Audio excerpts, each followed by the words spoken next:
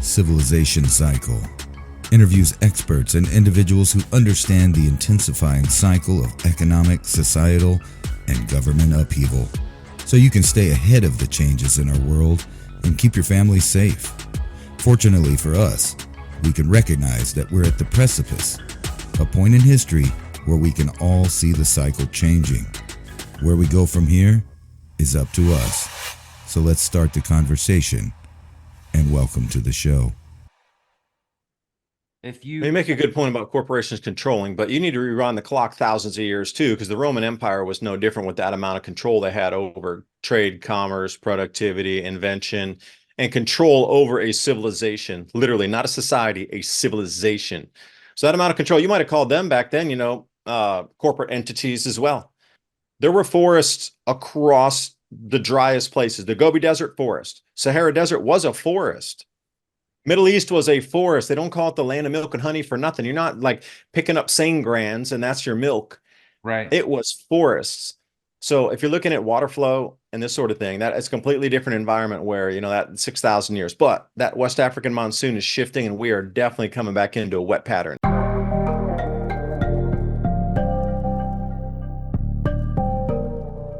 It's not a modest. That's the whole thing. Everybody keeps, these debates that you would have with people, not you, Rex, but, a lot out there be like, well, it's this modern thing. It's in the last 30 years. No, I'm sorry. It's not. It's thousands of years old of the same exact structure, just, turning the pages of history, next chapter, but it's always this ingrained, like central control system with the wealth and the power to create systems around it, to protect it, enrich it, just keeps moving along unchecked through history. So it's not a modern thing. Boom. Ladies and gentlemen, we just look at it. David DuByne, out of 2030. We're going to talk about it. The world's gone crazy, literally insane. And I don't know if there's any slowing down in sight or if it's just going to gain more personalities. So am I reading too much into it from the 2008 financial collapse and then the COVID coming in 2020? And that's why when you go back to some of these other ones there, Rex, on that previous Barry Center chart that you showed too, like the start and the end of the Vietnam War is in that one. And there has to be something energetic here that's going on. What if 2030 is when the masters wake up from their hibernation chambers, their stasis, and it's connected to this point? Like they have in the technology to wake them up at that point in time because of the energy of the universe for whatever reason, or just maybe that's where they linked it. That's when they decide to wake up. Because I've thought about this before, and it wouldn't surprise me if we were seeded from a highly advanced civilization. If we were made to do the work for them, they would have technologies if they could create people and travel the stars, I'm sure, to slow their aging process, or to basically reverse their aging, or not age for long periods of time, take long naps, come back in a couple thousand years. And maybe 2030 is that time when we're at that place in the universe where the alarm goes off, they wake up, and they go back to ruling for a certain amount of time, and then they go back to sleep again for a couple thousand years. I don't know. That's kind of where I'm at right now, the thoughts that are going through my mind. But excellent. I'm glad that my thoughts are flowing, because I could put gold in the new BRICS currency and the new BRICS aligned nations that are going to have a gold, platinum, and silver-backed currency, and everything. All the gold needs to be in repositories accounted for in every nation of the planet, in the central banks, to back this new system. Now, there was a lot of gold in the wild in most of these other countries. You got to realize, everybody was laughing back in the day, just like a couple years ago, the BRICS are only 5 countries. We realize there's 120 nations that have joined on in those last 2 years. Pro Clear Cleanse is the most powerful spray cleaner on the market today. No elbow grease necessary. Pro Clear Cleanse cuts through grease and grime like a chef's knife. Finally, the one cleaner that can do it all. Powerful surfactant cleaning technology cleans ovens, glass, porcelain, even polished wood. Environmentally friendly, less packaging and waste with no harsh smells, pet safe, child safe. 5 tablets equals 1 bottle of traditional cleaner. It's 5 months of cleaning for a fraction of the cost. Behold the grease-erasing power of Odor Crush. Simply drop a tablet into your bottle of warm water and shake it so it is evenly diluted. Spray the surface you want cleaned. Let set longer for tougher grease. Take a paper towel or a reusable cloth and wipe. Done and done. One of the best things about Pro Clear Cleanse, it's you can take it anywhere. Hiking, camping, or on vacation. Without having to buy or bring cleaner, you can store the same potential in the tablets, then just add water and bam, you have a bottle of cleaner. Order now and make life a little easier and cleaner. Yeah. Right now, I just did an article the other day. Russia was trading tangerine oranges to Pakistan for chickpeas and lentils. Now, they were in 50,000 pound bundle. That was the cargo size for the swap. Now, it wasn't exactly the same on the trade value based on the kilograms and the price per kilogram. So there was an overage there of some $9,000. They had paid the difference in that in gold, credited to the other nation. So with the BRICS trading now and everything's coming on, BRICS, you're hearing about it. Suddenly every central bank in the world is bringing all that gold out of the wild. Like they're going to raise the prices where you're like, damn, 15,000 an ounce. I'll sell that. I can pay off my house. Yeah. They're going to get it so absurd because it doesn't matter for them. They're just going to print money. It doesn't matter. Like a dollar value compared to the gold value. Yeah. Imagine if you made it $100,000 an ounce. I'm telling you, almost all gold on the planet would be sold. Yeah. And it would come back into a central warehouse somewhere and it would be accounted for down to the gram for the persons to pick it up, let's say. And those are the same ones you talk about that might need it for longevity or atmospheric control or whatever it is. But imagine if all the gold that was ever mined is really not, it's only this time in the last couple thousand years that the last previous, each 2,000 year iteration, it had been come and picked up. And we're just left at this time now. And we're like, look how much gold's around. But as soon as it all goes away and there's some sort of disaster or whatever, we'll just start back from zero again and people will still find gold everywhere on the planet and just start warehousing it again. And then 2,000 or 3,000 years later, we'll have thousands of tons of gold laying around because the effort to get it, the gold will still be in the crust. We have not gotten all the gold out of the crust, I assure you. People panning every day. Up in Colorado, you guys gold pan up there? People gold panning? Oh, yeah. Oh, yeah, man. Yeah. There's gold everywhere. I mean, it's everywhere. Still.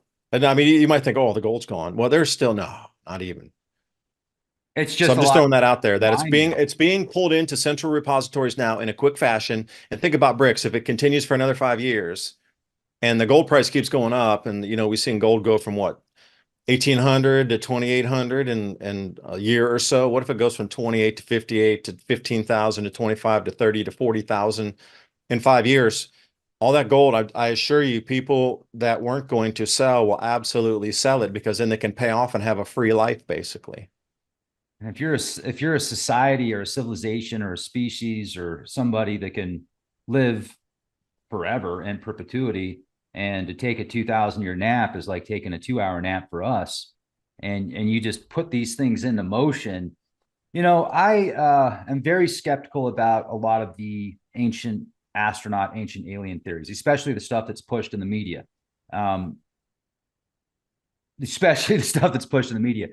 But we look at cycles and we look at what humanity is doing right now.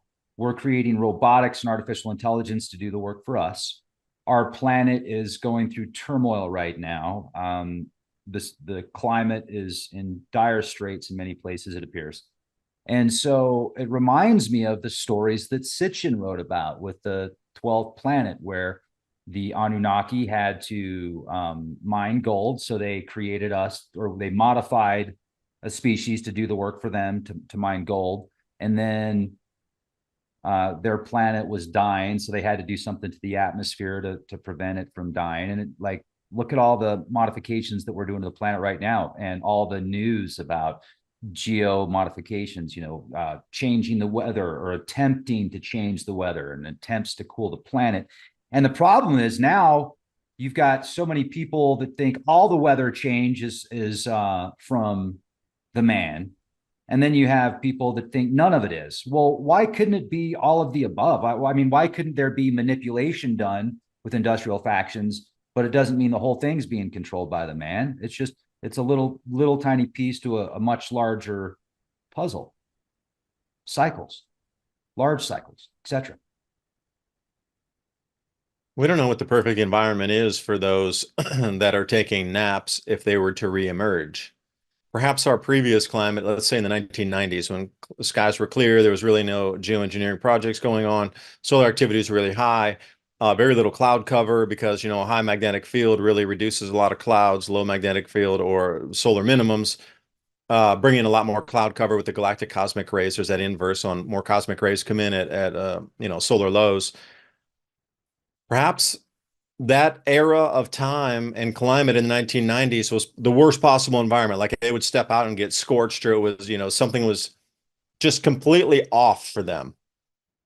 So the modifications now, perhaps enough modification was coming in if they understood the solar cycles and if they understood we are really coming into very low solar activity. And I would encourage you to look at European Space Agency, NASA, etc., forecasters coming out. Once we step off this, we're going into an extended, very deep low, not as deep as the Maunder minimum. But if you were looking at some kind of cloud cover and then in addition riding on top of to create more cloud cover, then perhaps that's the perfect environment. And they could emerge out for, let's say, how many years before then the sun would kick back on and then the cloud cover would dissipate. So they would have this window of time based on our solar activity and our current technology to seed clouds that would give them that window of optimal CO2 concentration, optimal let's say dryness in an environment or wetness, because we don't know. It could be either or, because the amount of absurd floods happening on the planet, maybe that's what they need, is a more like humid environment to be living in. So maybe they'll emerge where, massive record floods are occurring like all over Africa, which would be a seed point anyway. So I'm just curious about the optimal environment for those that you speak of would be, because once you can wire that in, then you can understand why a lot of these changes might be occurring on the planet to get ready for the return, to give the best possible environmental condition for them to walk through the soup, for a better term. And are we talking about a planetary thing here, or is it just regional? They came from a planet around Sirius. There's the rulers of this planet, the seeders of this planet.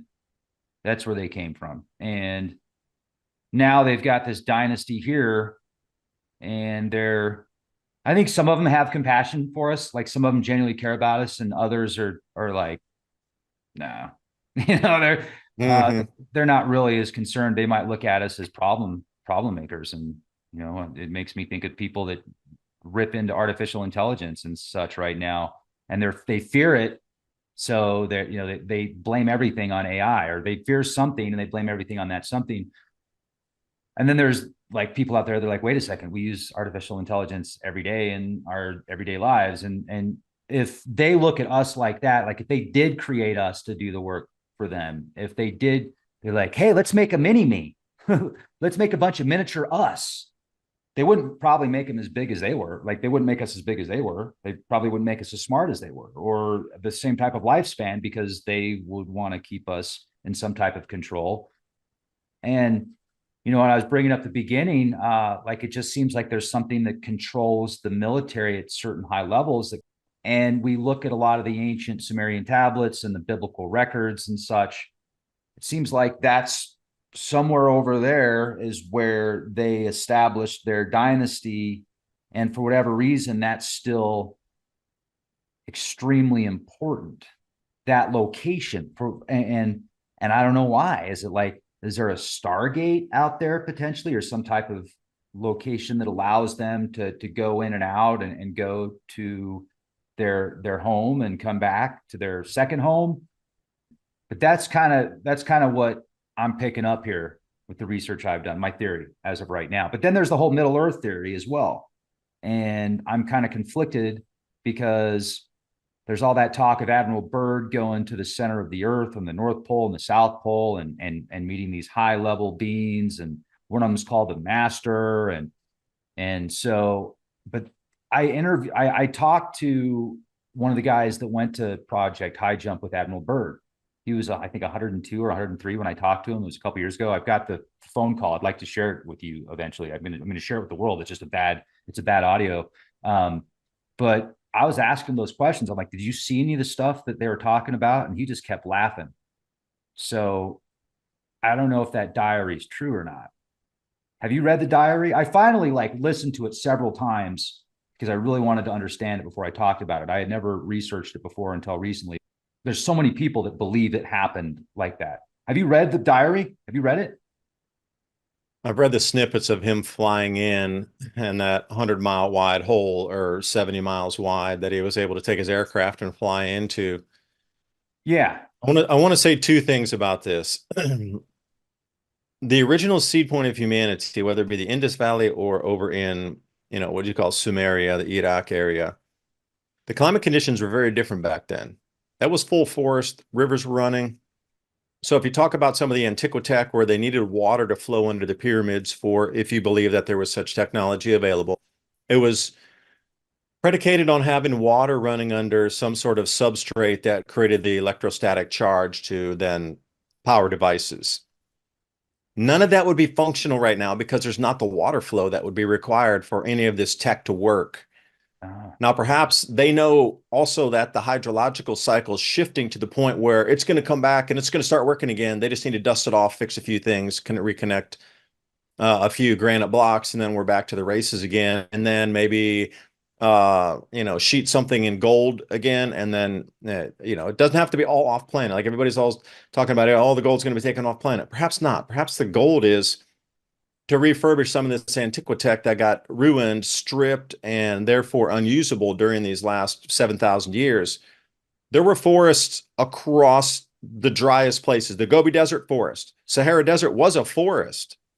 Middle East was a forest. They don't call it the land of milk and honey for nothing. You're not like picking up Sangrans and that's your milk. Right. It was forests. So if you're looking at water flow and this sort of thing, that is a completely different environment where, that 6,000 years, but that West African monsoon is shifting and we are definitely coming back into a wet pattern. Now, the reason I say that is I've seen so many maps from like the late 1400s, early mid 1500s that show massive mega lakes, river systems, estuaries, deltas all across what was and now desert as little as 500 years ago. So I'm like, either they got really old maps that they were copying down that showed during that 6,000 year interval, or that mid-Holocene is what they really call it, or they'd actually seen that and mapped it out, the cartographers of the day, versus copying source maps. There's only one of two plausible explanations. There's only two. A, they were copying older maps from previous times, and then they were adding in some of their own, this mountain, well, it's no longer tree covered like it is, so we can like draw it like that, but the river used to come here, so, or they actually witnessed it and they saw it. And then when you come up to some of these same old maps, 1500s, early 1600s, they show the North Pole with land masses up there in a central hole. And even now, if you look on wind maps at Windy, you can start to see right where the North Pole is, there's some perturbation where the wind is wrapping around something up there. And if you combine the old with the new, and we start to get, why can't we ever fly over the North Pole? Shouldn't it be just the fastest way to go across the planet? I mean, you're telling me you're yapping on about global warming and gases and everything, but I can't go from like England to China just skipping over the North Pole. You mean I got to go all the way around it? I can't just like hop over the top. Reason why? And don't tell me it's for the military. Like people are flying through war zones. Like which aircraft are commercial aircraft. That excuse does not hold any water whatsoever, except trying to hide something. Now, is there a hole going into the center of the earth? I don't know. But here in East Tennessee, it is so cavernous that some of these caverns run from here up to like Virginia, hundreds of miles underground. I'm talking caverns because the military used to use them down here for stockpiling things, extra water reservoirs during World War II. And these places are vast and they are hundreds of miles connecting under the earth here. And that's just right at the surface going down, like walking a staircase into a cave system. And if you know how to go, you could walk 100 miles in a direction and pop out in a different state.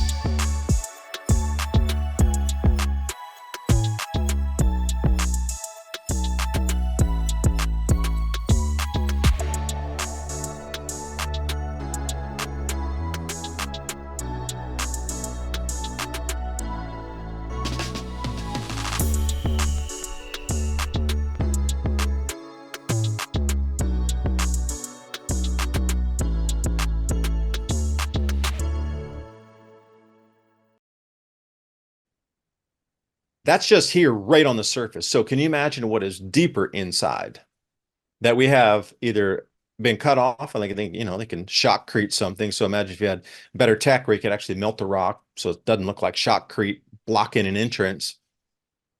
Could there not be other vast cave systems? Because right here, I own some property and we have a mountain here, and just on the other side of the mountain, because I was asking a couple guys about some caves around here, because they grew up here and they hunt and everything.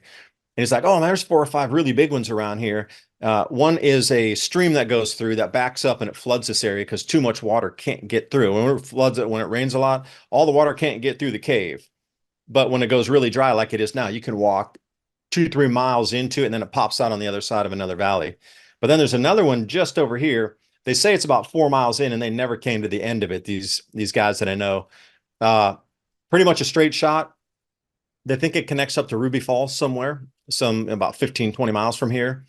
And they said as kids, they would walk 4 or 5 miles in there, hours and hours and hour, extra light water, and they never came remotely close to the end of it. And that's just here, just in the mountains, and like limestone caves you can access. Like there's vast cave systems just here in East Tennessee, let alone the rest of the planet. And you know how many there are, Rex. I mean, you're deep into the history. You know how many cave complexes and systems. The world probably has more cave area than it does farmland on the planet. That's incredible, man. Well, and the description of these people that live inner Earth, highly advanced, tall, they have flying saucers and super technologies. And so there was that influx of flying saucers in the late 40s and 50s when there was a lot of military testing going on. And there's two theories there's a few theories. One theory is they come from Zeta Reticuli, and they're like, well, we're from Zeta Reticuli, we're 50 trillion miles away, but it affects all of us when you launch nukes. And then the other theory is it's just nonsense.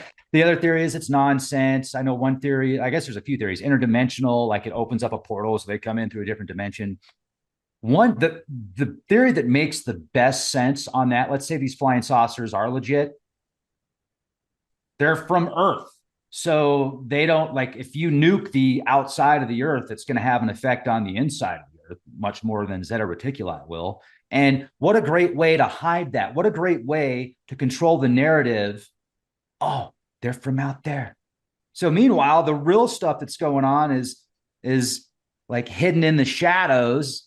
And then the stuff that's being manipulated is being pushed in the media, and you're creating that archetype. It's just like a whole cloak and dagger kind of thing. Once again, cloak and dagger, look over here, not over there, wag the dog kind of stuff. What's really going on?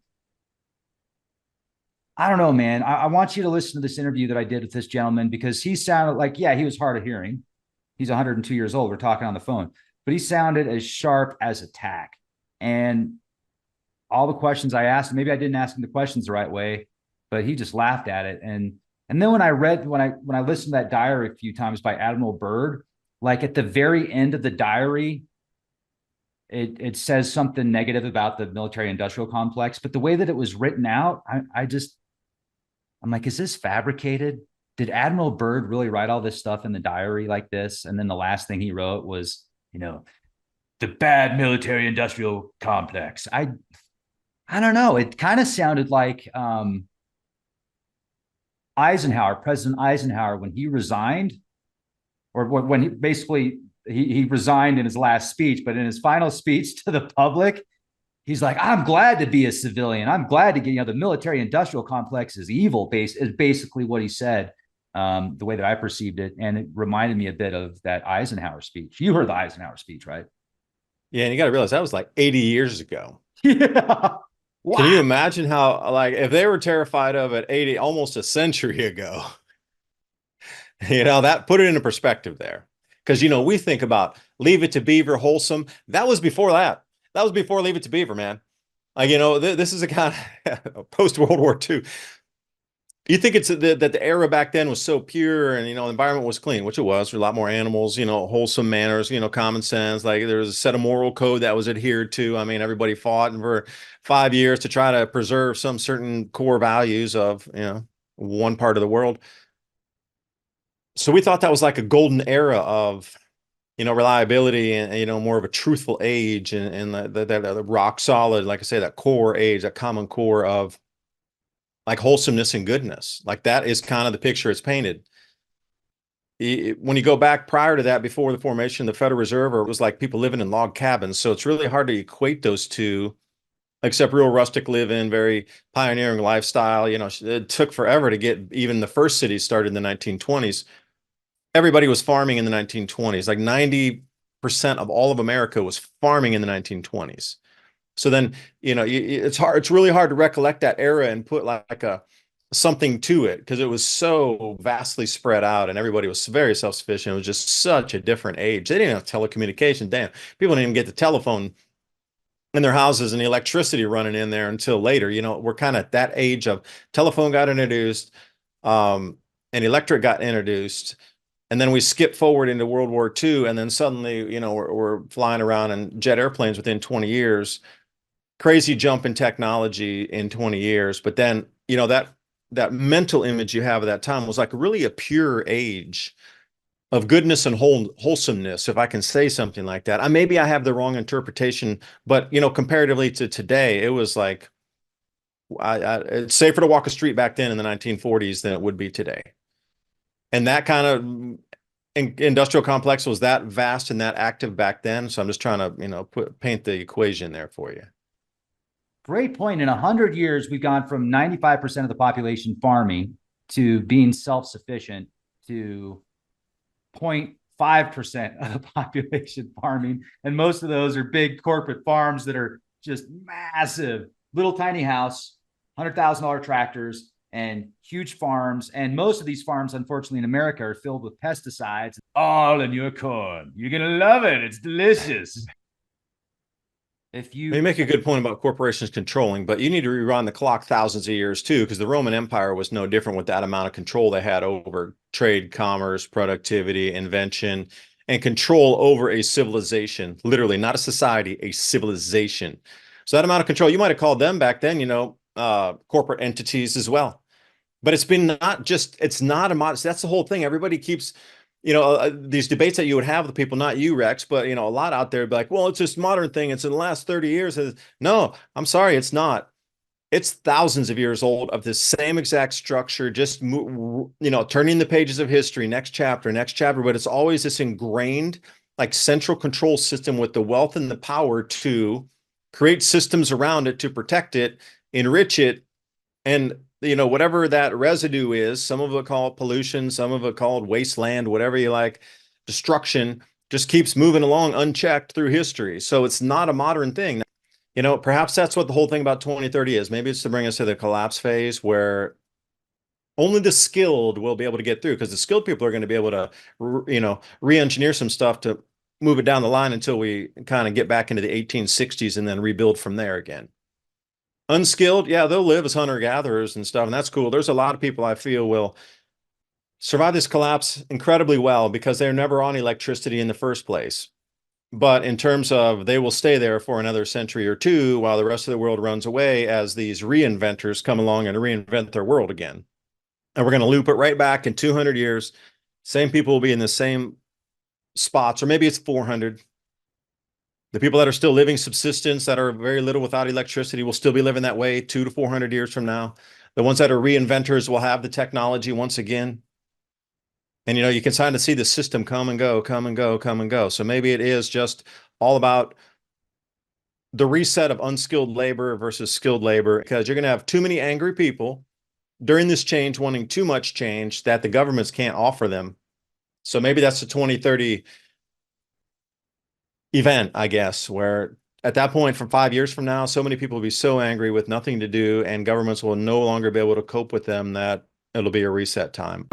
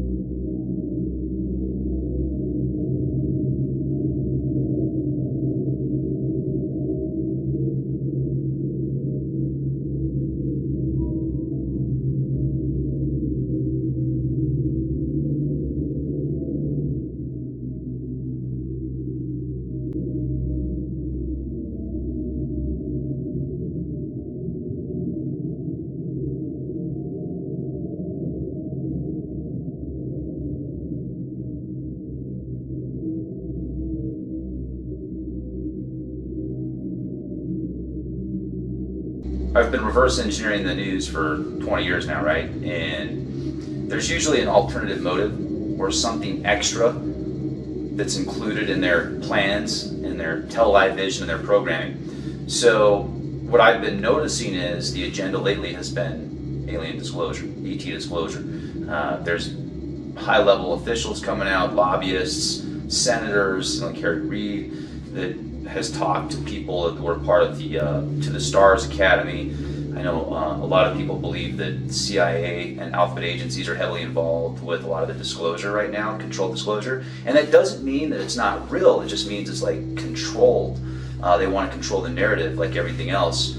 I question it. Now, with the Space Force, with people applying for the Space Force, with China's military getting heavily involved with space and the moon, it's like the next frontier, so it all seems to be going together. But absolutely, I believe in extraterrestrials, life that is non-human. And I think a lot of stuff we're seeing, though, could be civilizations that were us, like our ancestors. I don't think it's all aliens. When you watch Ancient Aliens and Ancient Astronauts, I mean, they're going to blame curly hair on aliens. They're going to blame the style of that bed on aliens. I mean, it's all aliens. Well, I call bullshit. I think that the majority of it is our ancestors. Now, some of it could be alien, absolutely. You get into the Roswell case, and the people that I've talked to on and off air, those beings definitely seem non-human. And they're designed for interstellar travel. They're also kind of like a manufactured species. So I don't think they're the ones that made the craft. I think whoever made the craft also made those beings to pilot the craft, and they could use them as a drone, kind of like when you take your drone out or aerial camera, you're looking through your VR headset or you're looking on the screen, be very similar, but they could use the quantum connection with their DNA. One of the reasons I'm so passionate about this, and I've shared this before, is one of my first memories I have, if not the first memory, is of something looking at me and just observing me that wasn't human. I'm not saying it was even, maybe it was a dream, maybe it was a lucid dream, I don't know, but it certainly seemed real. And I thought that they were like three beings from Return of the Jedi. As I was growing up, I asked my parents later in life, like, "Did we have life-size Star Wars figures?" And they're like, "What the hell are you talking about?" I'm like, "Well, because I remember these life-size Star Wars figures in my room." And they're like, "Huh?" So they had no idea what I was talking about. But my mind connected whatever I saw to these beings, because I saw Return of the Jedi, I saw Star Wars, I saw Empire Strikes Back, and something was looking at me and observing me that was non-human. And I think it could have been insectoid-like, possibly. Yeah, because I saw, like, literally the day before I was born, my mom watched Star Wars at the movie theater, right? So I've always been a huge fan of Star Wars. And so my belief is, whatever I saw, whether it was a dream or whether it was out of the dream, I had to connect it to something, because I had never seen anything like that. It's not a screen memory. It's more of just my mind trying to process what it was that I saw. And so later in life, when I saw Return of the Jedi, which was the third edition of the Star Wars series, and there's that scene where the insectoid beings are playing instruments, and they're like, da, da, da, da, da, and one of them's got like these weird looking antenna things. That's kind of what I remember seeing. But I think there was three of them. And what's interesting is, I've seen petroglyphs, and I saw this statue of Göbekli Tepe that was uncovered on Project Camelot that looked almost like a mantis being holding a child, and that kind of resonated with me. I was like, whoa, that being looks familiar. I think that's what I saw. Something that was more shaped like an ant head or a mantis head. But I don't know, man. But for whatever reason, I've just always been fascinated with that. And I've always been different, right? I've never been into, I shouldn't say never, but the majority of my life, I've not been into what most people are into. I've been like looking for the alternative story or the underlying truth and the root. And I almost wonder if it's my DNA, or if it's just my imagination, But I was talking to my mom the other day, and I remembered when I was born, they pulled me out. They like pulled me out with like a tool, and I had a black eye when I was born. And then when I was 5, I had a seizure, and so I had to get these EEGs every year. And then I had a fever at that age. It was like 107, so I almost and I had all these major head traumas. So maybe it's just a head injury, man. Maybe I just had, maybe I got landed on my head too many times.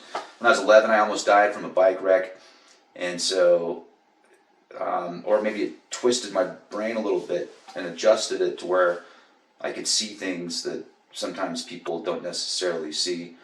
I don't know, man. It's a trip, but for whatever reason, I've always been searching for the bigger picture, and I feel like it's connected to that experience that I had. People that I know now, that we've got these like serendipitous matrix synchronicities. So I don't think that they took me on a ship or anything like that. I don't think I was abducted. It was almost like I was just being observed, right? And once again, it doesn't mean they're aliens. They could be spirits. They could be a multitude of things. It doesn't necessarily mean they're extraterrestrial. But I have friends, really good friends, that have seen similar beings. And one of my friends calls them the cockroach people. And he's like, whenever you talk to him about ETs, he thinks ETs are usually, the majority of people get abducted or have experiences with ETs. He thinks the majority of it is MK Ultra stuff. And he absolutely could be right. I don't agree with him on everything, but that's what I appreciate about our relationship, is we can have a conversation without agreeing, and and still learn from each other. But so people that I know, when they see these pictographs and petroglyphs and statues, will reference it to the electric universe, like it's what our ancestors saw in the heavens, like a planetary alignment or a solar event or a comet or some type of aurora borealis situation, plasma event, stuff like that. And I absolutely believe a lot of that is the case. And I think that the original gods oftentimes probably were associated with the planets and planetary alignments. But it seems when these catastrophic events take place, there are beings that are talked about that show up and help pockets of humanity through these cataclysms, like the Hopi prophecy. And it's interesting how people that I know that have had these experiences, I end up meeting them, and then we end up like this person I'm talking about lives in Pagosa Springs too, which is really ironic. My address is the same as his street that he's on. It's just weird things, right? So it's like, how does all this stuff happen? Is it just coincidence, or are we given certain packets of information that then unfold, and later in life we start to connect and hook up? It's like it's all designed almost, or orchestrated at higher levels. And then I've got another friend that I just met a couple years ago that's got the same name, that lives in Pennsylvania, very successful. And he says he remembers as a kid, he used to see something similar, and he called him Timothy the Tooth. When imagination is your passport to adventure, here goes. You can be anyone. You can go anywhere. And the fun... Which is like, if you look at Timothy the Tooth, it's this old tooth from the 60s, I think, that looks like an alien. It's just so bizarre. Are these beings coming out at specific times to prepare us for this solar flare or some major event that's going to take place? And I question that, because all the stuff that we're uncovering right now with the petroglyphs and the geological aspects and the grand solar minimum and the change in the weather and politics and government and these biblical prophecies that are unfolding right now, it just seems to be all connected. And maybe we have specific functions to perform while we're here, so we're given certain information at a certain time in our life to progress when we need to, because they're not looking at things through a linear timeline such as we are. They see it all happening at once, so they can be in certain places at certain times to help people progress. And I think there's a multitude of beings and species. I think that whatever happened with these atomic weapons and the Greys and Lamb and Crowley and Parsons and the nuclear testing off the 33rd degree parallel and the Trinity site. I think that they're doing more than just nuclear explosions. There's a lot of evidence suggesting that they're actually messing with the fabric of time and space itself. So something happened there. But I believe that we have been in contact with species for thousands of years. I mean, read the ancient texts of the ancient Babylon and Sumer and the Gnostics and the Hebrew texts. Clearly there was something that was watching over us, the watchers, the fallen ones. Are they really fallen angels? No, I think that they were space travelers with high-level technologies that fell in love with Earth and Earth women, and they're like, well, they're not going to let us back, so this is our domain now. And I think some of them have gone astray, and since they can't get out of this, they feel like they're just going to do whatever they can to destroy and pillage and take what is rightfully what they feel theirs. But then there's pockets that are trying to protect us, and we're just in this intergalactic, interstellar battle. They want our soul. That's how I'm looking at things right now. So maybe a lot of it has to do with, let's say we've done this before, right? So we're walking in our past footsteps, or we're given these warnings and these messages, and the synchronization is happening so that we can realize what we've gone through in the past, and we can talk about it and prepare for it, and hopefully live through it, so that way we can rebuild if there is a cataclysm. Yeah, I mean, there definitely seems to be kind of like a puzzle where you've got these pieces that are put together at specific times, and the timelines and the way it all adds up. It would definitely be you asked some great questions, it would be to the benefit of human civilization to be able to travel to these other planets. And the question is, the technologies they're showing us with the rockets, is it old technology? Are they using these patents or technology in the patents that we're seeing that the Navy is releasing, like anti-gravity type stuff, where something the size of this table could power an entire civilization for hundreds of years, if not longer? I don't know, man. We've just been told so much nonsense, and they've lied to us about so many things. It's difficult to, well, I guess, let's put it this way. If it's on the mainstream news, there's an agenda. That's not difficult. That you need to know that. And so if you figure that out, then you can just kind of ask yourself, okay, what's the agenda? Money, control. And you brought something else up. If these other species and beings can survive in cataclysmic events better than humanity, well, it would benefit the powers that be, if they are connected to certain dark forces, to lower the population as much as possible, so they could control the population of humanity while these other species flourished and thrived. But it also appears to me that they want to merge us with the machine. So our pineal gland and our soul is the real gold. When you read about the Anunnaki traveling to Earth to harvest gold, certainly that could very well be true, but also I think that the real gold is your soul, and that's the ultimate prize.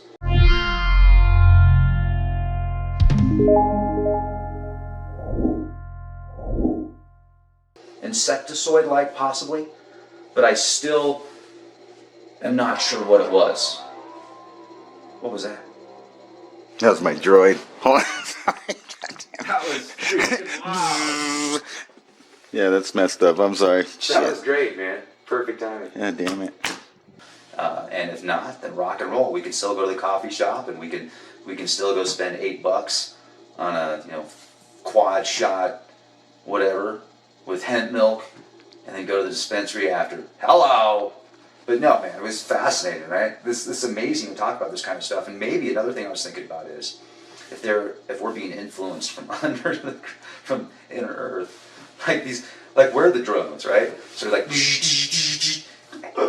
to start reptilian talking and stuff. We've got Ransom with the Nikon P1000. Yeah. Maybe, like, have you ever looked at your cat and you're just like, is that a fucking Anunnaki spy? I have. I have thought that similar thoughts to that. What is that doing? What is it? What is it telling people? Just having some fun. Yeah. Or am I?